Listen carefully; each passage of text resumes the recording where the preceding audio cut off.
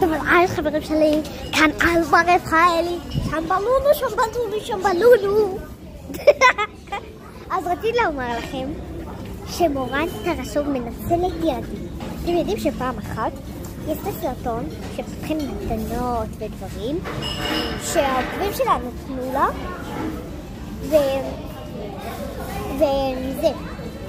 ואז אמא שלי כתבה לה תגובה והיא קראה לאמא שלי שטן. שטן. ביי. אני מנגבת עליה את החולצה. היא קראה לאמא שלי שטן. וזה ממש לא היה קשה. וגם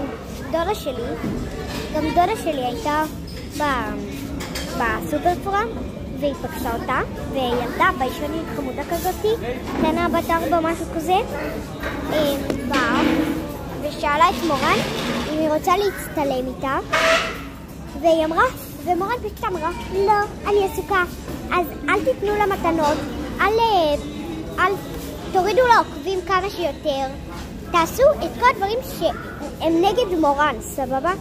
אתם רוצים לעזור לי? אז תעשו את זה. גם לא רק למורן, לכל משפחת הרסו, סבבה? ביי יוש!